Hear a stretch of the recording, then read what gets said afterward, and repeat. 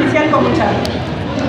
A partir de los 70s y 80s es cuando aparecen historias mucho más profundas, donde ya existe un análisis psicológico de los personajes.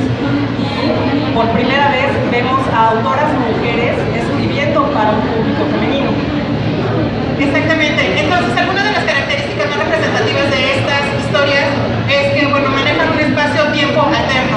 No es Japón, es en Europa, es incluso en otro planeta, es una, ¿cómo decirlo? Son características que el público normal al que está dirigido a mujeres no podrían alcanzar. Es realeza, son personas que viven en mansiones, que pasan por ciertas situaciones que, pues bien, el público también les puede pasar, pero son un poquito más profundas. Todo está enmarcado en el drama. El drama marca sobre todo esto.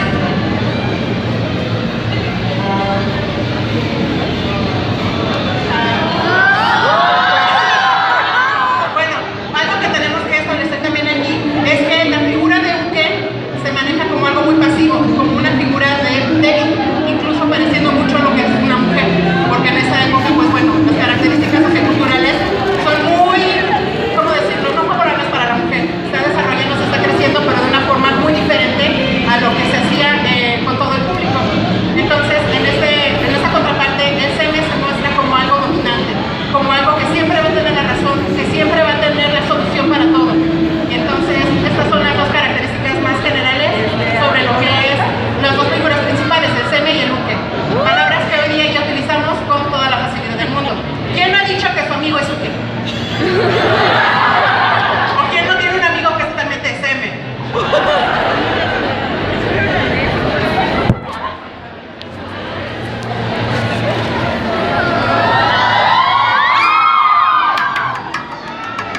Suponemos, por este grito tan emocionado, que ya conocen algunas de las obras más representativas de estas décadas.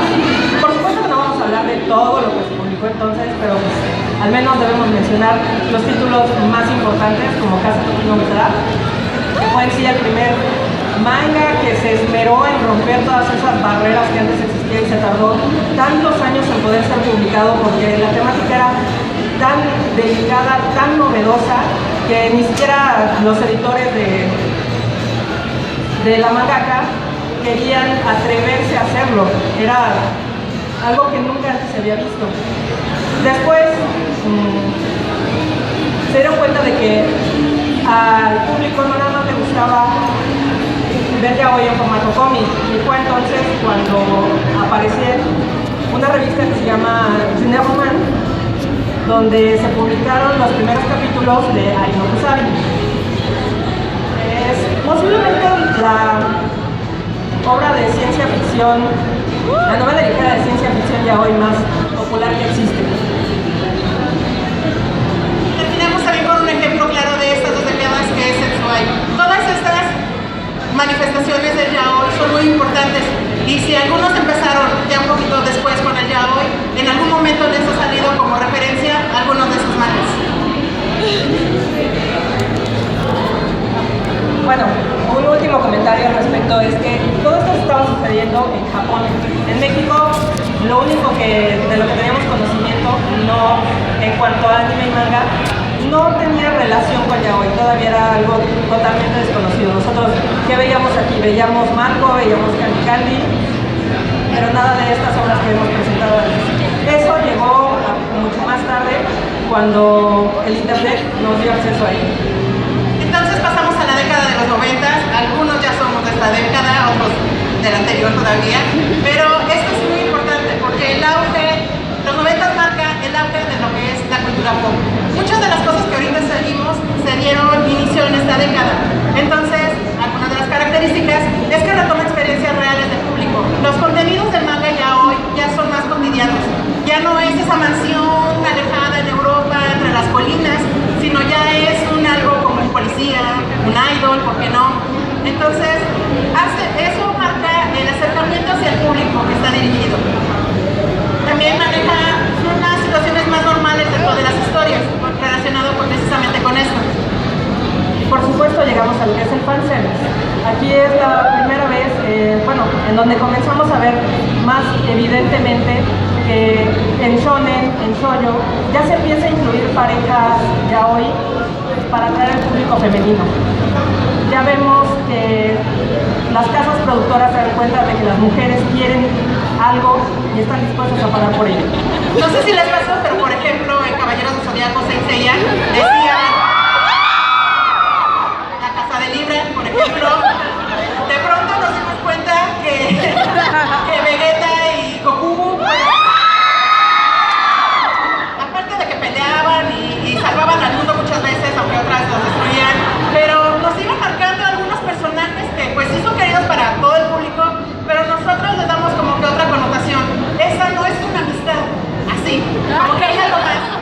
Entonces, esto también está relacionado con el fanservice que nos presentan y por supuesto eso es lo que hizo que ya hoy sea muchísimo más grande.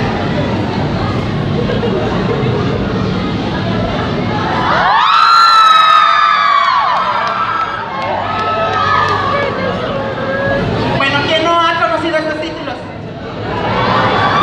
Algunos lo habrán relacionado con Gravitation, que fue uno de sus primeros yaois, o que después lo retomaron y se dieron cuenta que la historia que salió en un inicio y las historias que se cuentan después, como que no tienen tanta relación, ¿verdad? Es porque se trata de jugar un poco más con lo que quiere el público. Entonces, ¿quién no queríamos ver a estas parejas haciendo otra cosa? Exactamente, entonces Gravitation marca algo bastante interesante. Si se dan cuenta, ya no es esta historia de nobles, sino es una persona que quiere entrar al mundo de la música, otra persona que ya está en ella, y todos esos conflictos que se van dando, que en cierta forma podemos relacionarlo con lo que pasaba en ese momento en su trabajo, por ejemplo. Es algo ya más terrenal, por decirlo así. Y por supuesto tenemos también aquí a Fake. Fake es un título que en verdad me gustó bastante. La historia gira alrededor de detectives que están en una relación, pero conforme avanzan los volúmenes ellos también intentan formar una familia, incluso adoptar un hijo.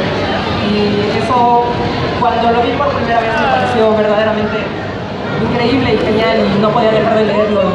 Me tardé 6 años en coleccionar los 7 tomos en 3 idiomas, porque no pude encontrar todos en nada más.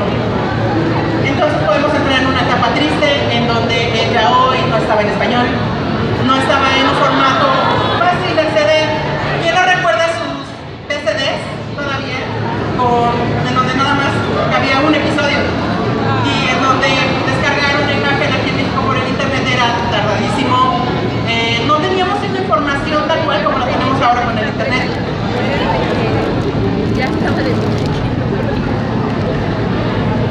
Pero esta época también es cuando se marca, por así decirlo, la llegada del yaoi a México. Es maravilloso.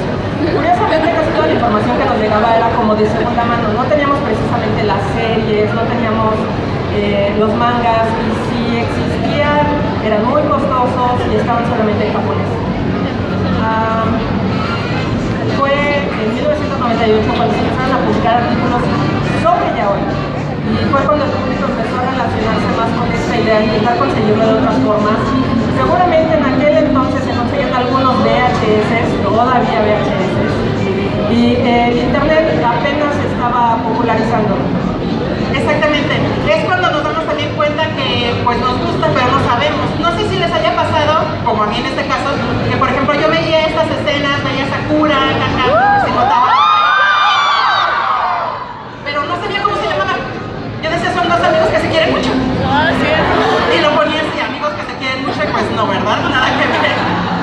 Entonces, es gracias a estos artículos que nos empezamos a ponerle nombre a las cosas, y es cuando empieza a marcar trascendencia. Entonces, ya no son los amigos, ya es yaoi. Y gracias a eso, Buscador es maravilloso porque nos da miles de resultados, no nada más en español, sino también en otros idiomas. Bueno, yo les contaré una anécdota de, un gran paso que di, o más bien cuando me eché un clavado hacia el mundo del yaoi, y tiene que ver con una serie que seguramente todos conocemos y es Sailor Moon.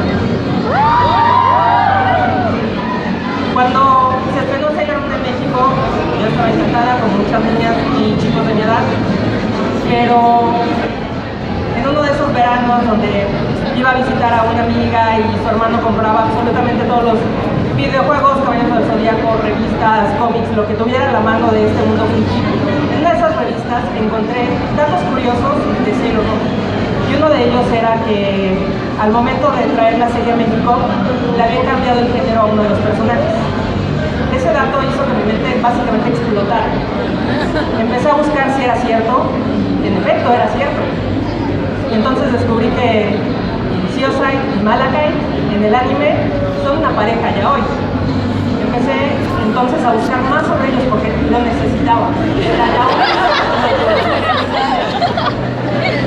Y en aquel entonces, en inglés, encontré un fic maravilloso que todavía hasta este momento traigo en mi celular, que se llama La balada de Shiosai y Malakai.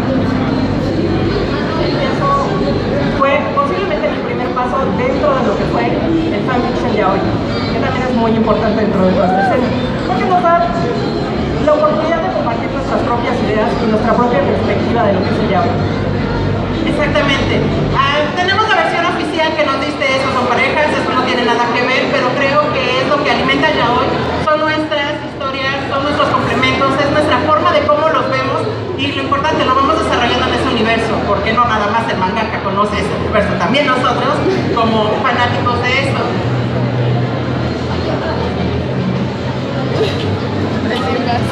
Entonces, terminan los 90, ya tenemos internet, viene el festejo de Año Nuevo, 2000 se va a acabar el mundo, pero no. Es el comienzo de la invasión como lo tenemos actualmente. Ella hoy empieza a presentarse en medios masivos de comunicación. Esto es en TV abierta, en un horario, si no es estelar, es bastante apropiado para cualquier persona tenga acceso a verlo. Ya no se queda nada más en un manga arrumbado en una librería o en un VCD, en una OVA, sino que ya está totalmente en TV abierta. Pero eso también hace que las casas productoras se fijen en cuál es la fórmula ganadora. Y para nuestra suerte, o tal vez mala suerte, es el morbo vende. Y se comienza a repetir esa fórmula donde lo que más nos interesa es ver las partes más picantes de cualquier historia y se nos olvida que hay como todo un universo detrás de ella. Entonces también nos damos cuenta que ya no nada más son esa amistad, de pronto se empiezan a acercar, se quedan aquí y se dan la vuelta. En otras ocasiones, cuando menos se le espera, llega el beso y entonces en ese momento ver un beso entre dos hombres que se quieren es como... Sí, de hecho también nosotros explotamos cuando eso pasa, pero esa es como esta fórmula. Muchas veces, bueno, ya hoy parte de lo que es una historia, tiene drama, tiene una profundidad, se van desarrollando los personajes, pero lo que complementa a nuestro punto de vista toda esta forma de presentarlo es cuando ya llegan a un acuerdo y pasan. Porque entonces ya no se queda en lo que yo imaginé, la autora me lo está presentando, yo lo estoy viendo, se están moviendo. Entonces eso es algo muy importante, si se dan cuenta todas las demás animaciones eran, bueno, hay algo, puede pasar otra cosa, puede ser muy profunda y muy deprimente, pero en esto como que empiezan a mostrarse historias más tranquilas, más relajadas, en donde no me hacen frustrarme por lo que va a pasar con el personaje, sino que me hacen decir, ah, te lo merecías, ¿qué querías? Entonces, pero otra de las características que llega aquí es la institucionalización de estereotipos. Entonces, si antes teníamos a un semi que es dominante, ahora pues lo vemos muchísimo más dominante, pero también lo podemos ver como algo más tranquilo, pero cuando llega a la acción, es el que toma las riendas. Pero también tenemos esta parte de Uke. Este Uke ya no es el pobre, triste, solitario que está esperando que alguien lo rescate. También toma las riendas de la relación, también dice, sí, yo quiero, ¿por qué no? Entonces va relacionándose ahí en todo lo que es la historia. Y entonces es por eso que ahora les pregunto, ¿tu amigo Uke se comporta como Uke? El amigo Seme siempre anda checando a su Uke. Esto está relacionado precisamente con esto. Ya son los estereotipos que a nosotros nos gustan, que nos vamos acercando más a ellos y decimos, no, si en un momento Seme como que no actúa como tal, nosotros hacemos que actúe como tal en las imágenes y ilustraciones que nosotros vamos haciendo. Pero entonces esto se relaciona también con el que es la fórmula que ya garantiza el éxito. Porque imagínense que pasa un yaoi en donde es yaoi pero muy leve y no llega a nada.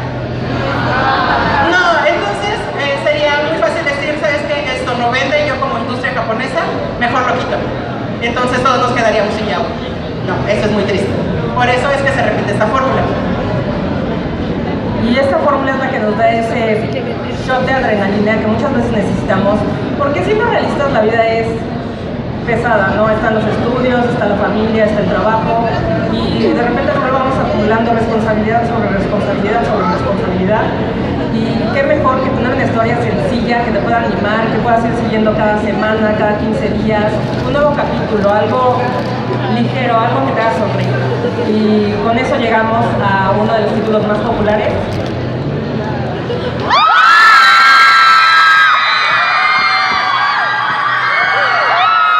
Veo que conocen Niño Romántica, ¿les gusta? Muy bien, eso nos parece perfecto. Estos ejemplos que Odette estaba comentando es precisamente esto. Yu-Yu Romántica nos da este sentimiento de todo está bien, empieza muy bien el capítulo del manga, tienen un problema, como que se pelean, se resuelve y llega a nuestra parte. Pero ahora imagínense que ustedes vienen del trabajo o de la escuela, si están en la escuela, están en el proceso final del semestre, tienen que hacer todos los trabajos que no hicieron durante todo el semestre y aparte tienen a sus padres que les están diciendo ya apaga la computadora, ya duérmete, deja el teléfono y de pronto si no estás en el trabajo y tienes que ir a la escuela o incluso ya hay quienes tienen hijos, que bueno, muchas felicidades, pero entonces como que tenemos una carga de estrés que no relacionamos directamente con el estrés. Entonces cuando llegamos a la computadora vemos el capítulo y vemos que Misaki está ahí y que tiene toda la intención de decir que sí lo ama y de pronto como que las palabras se le quedan en la garganta, ¿verdad? Entonces esto nos refresca, nos hace pensar, ya acabó todo el manga y decimos para el siguiente sí lo va a decir o para el siguiente Misaki va a hacer algo para que él le diga que sí. Entonces esto en cierta forma nos motiva, nos dice bueno, la escuela no está tan mal, bueno, voy a terminar el ensayo, bueno, mañana voy a ir a trabajar temprano y entonces nos relaja, nos libera y es precisamente esta reproducción de éxito, de fórmula de éxito. Por eso que Yu-Yu ya tenga que 3 temporadas, haya sacado otra historia con los personajes que no son los personajes y que tengamos el manga cada vez una actualización y lo buscamos con tanta desesperación que sale, ¿no? Pero no todo en el yaoi es Yu-Yu Romántica. También tenemos historias mucho más reales. Historias que nos llevan a plantearnos cómo nos gustaría en verdad tener una relación y la verdad a mí me encantaría recomendarles este título que es uno de mis favoritos. Se llama No Touching at All. Supongo que muchos de ustedes ya lo han visto o han visto el live action que también es muy bueno. Y uno de los mensajes más positivos que transmite esta historia es la posibilidad de seguirse desarrollando en un ambiente laboral sin importar la distancia de tu pareja. O sea, que eso no sea un limitante, que eso no te lleve a abandonar tus sueños. Y creo que sería muy bueno que más historias contaran este tipo de temáticas. Pero exactamente, también en esta década tenemos ya muchísima más diversidad de textos, de historias que nos van complementando. Igual y yo puedo decir, no, como que Yu-Yu es muy rosa, no quiero esa dosis de azúcar en mi vida, quiero algo más serio y me voy a buscar otros títulos. La diferencia entre estos dos es que sí son representativos totalmente de la década. Sin embargo, uno nos da una historia muy de fantasía, muy rosa, no será la princesa, bueno, sí, Misaki es princesa, pero nos deja ese sentimiento de todo va bien, ellos pueden en algún momento, a mí me tocará encontrar a alguien que me dé un departamento, me dé comida, me lleve un auto del año de lujo a la universidad que está a 10 minutos. No me imagino aquí el tráfico en la ciudad, ¿verdad? Pero es esta cuestión de Yu-Yu Romántica. Y también con este otro manga nos da esta cuestión más de yo como persona, yo cómo me puedo ver, qué es lo que quiero comparte totalmente con mi pareja o no. Entonces, a tomar decisiones y a ver que el de hoy puede ser muy bonito sabiendo tomar la decisión adecuada.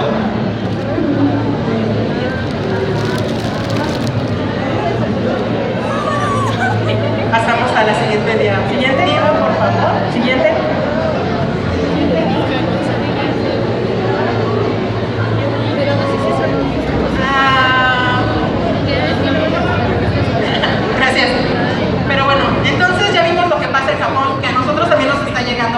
posibilidad de acceder a todo gracias al internet, pero el yaoi llega a México. Entonces tenemos... Por un lado tenemos el auge del fansub y toda esta gente que se dedica en su tiempo libre a ponerle subtítulos a las series, a traducir al español mangas, webcomics, novelas ligeras, de todo un poco. Pero eso no quiere decir que ya en la escena formal del cómic no existieran ejemplos, los primeros ejemplos de yaoi a nivel masivo aquí en México. Tenemos dos bastante importantes, no pusimos las portadas, pero uno de ellos fue la revista Yaoi. Esta nada más tuvo tres tomos, eran historias cortas en formato cómic, pero algo que lo hizo fracasar fue posiblemente el público al que estaba dirigido. Se apuntó completamente a la comunidad homosexual mexicana y se les olvidó que le estaban dando estas historias a gente que no las podía relacionar con su realidad porque eran una fantasía a veces algo ridícula. Y todo ese público femenino que pudo haber estado interesado en esta revista jamás supo de ellas. Entonces vemos que esta otra de las características que es del yaoi, sabemos que el yaoi no es real, está muy en nuestras mentes y ahí cobra vida, ¿verdad? Entonces, es esto mismo lo que nos ayuda, los fansubs. ¿Qué sería de nosotros leer otra vez el ejemplo Yu-Gi-Oh! Romántica sin saber lo que dice? No sería lo mismo, digo, por sí solo las imágenes nos dan una historia, pero cuando sabemos qué dice es cuando nos enganchamos un poquito más. Ahora, en cuanto a esta industria o las publicaciones formales, creo que marca un parteaguas. El yaoi existe, el yaoi les importa, por desgracia no estuvo bien enfocado. Pero también viene otra de las cuestiones, la industria independiente. Así como nosotros hacemos feeds, o hacemos doujinshis o imágenes de los personajes que nos gustan, los estudios independientes empezaron a crear como este pequeño mercado que la industria formal no les daba. Entonces eso es bastante interesante porque también de ahí es que nosotros empezamos a crecer.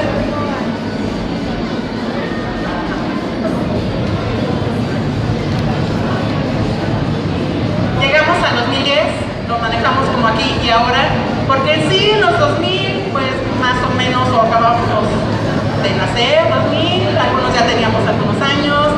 A partir del 2010 es que empezamos a decir, sí me gusta el yaoi, yo soy Fuyoshi, a mi amiga le gusta el yaoi, me peleo con este otaku que me dice que no es cierto. No.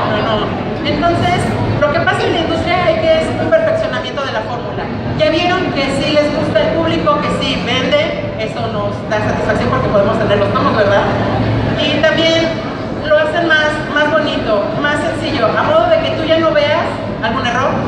Todas las imágenes en su mayoría son muy buenas, ya manejan una calidad impresionante y también las historias van evolucionando. Sí se hacen más cercanas al público, se hacen más comunes. Por ejemplo, ¿quién no ha visto una historia entre, por ejemplo, un alumno y un maestro?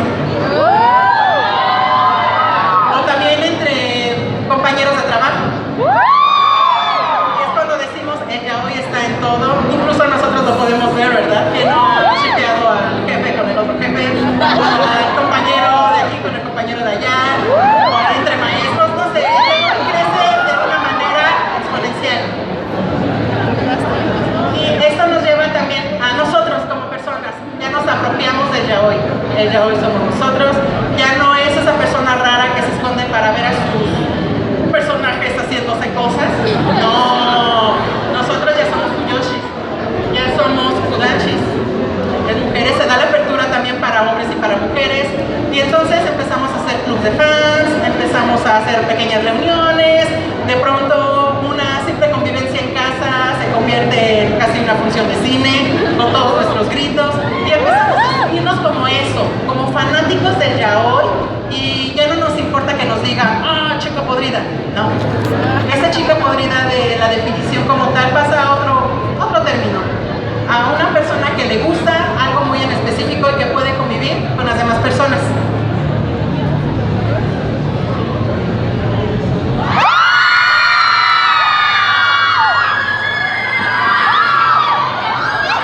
Y bueno, dentro del nombre que escogimos para esta década está Love Stage.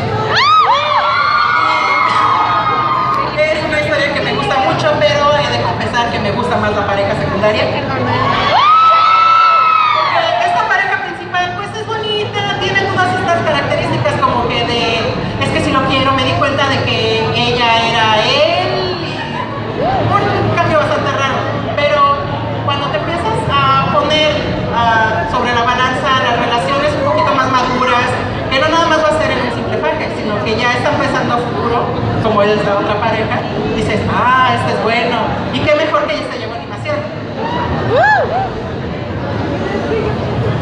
Pero una de las características, bueno, para terminar con esto, es que no podemos hablar de más ni dar como que más características que las que pusimos, porque todavía está corriendo la década. Los cambios no los podemos percibir tan inmediatamente, porque puede que nada más sea como un fenómeno, no. Nos gusta mostrar trascendencia y eso se hace a través de tiempo, de historia. Entonces lo vamos a dejar aquí que es lo que pasa en Japón y vamos a lo que pasa en México. Vamos a hablar específicamente de Elite Ediciones.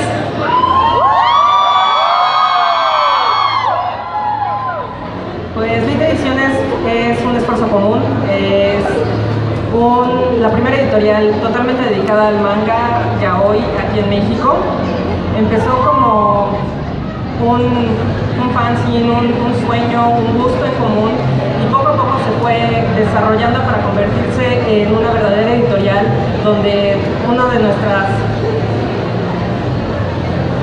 características, vamos a terminar un poquito más rápido, de todas formas el stand está. Características de Elite Ediciones está el trabajo en equipo. Sabemos que para poder mejorar tenemos que trabajar todos juntos, tenemos que echarle ganas y tener esta apertura a lo que es una corrección, porque eso nos va a llevar al mejoramiento de los trabajos. Tenemos también que nuestros autores manejan diferentes perspectivas y así es como nos gusta presentarlo. Tenemos historias que se van complementando entre sí, tenemos alguna temática y esto también marca que hay diferentes estilos, cada uno de nuestros autores lo maneja y lo va completando como el autor quiera, porque se les da la libertad para eso, y entonces también está la libertad de creación. Nosotros estamos abiertos a poder presentarles a ustedes temáticas de lo que sea. Ya si nos han conocido, manejamos zombies, manejamos piratas, manejamos historias de amor, de mariachis, por supuesto. El Día de Muertos tenemos una serie verdaderamente buena, donde ya hay 2 títulos, todavía van a haber algunos más. El primero se llama Mi Clan, el segundo Calaveras de Azúcar. Y ya, entonces la siguiente diapositiva, y que es la más importante yo creo, es que estamos estrenando sitio web. Aquí van a poder ver y comprar los artículos o publicaciones de Elite Ediciones, tenemos material gratuito, visítenla, es una plataforma que está empezando a crecer, pero con todo el apoyo de ustedes. Y por supuesto, tenemos planeado más adelante lanzar una convocatoria porque nos interesa apoyar al nuevo talento yaoi de México, de Latinoamérica. Entonces, y pues bueno, esto sería todo. Estamos abiertos a sus comentarios, sugerencias, esperen la convocatoria y también esperamos que ustedes participen con nosotros. La intención de Elite Ediciones es crecer, pero crecer juntos y dar a conocer al público internacional el talento mexicano. Pues bueno, estos son nuestros contactos. Elite Ediciones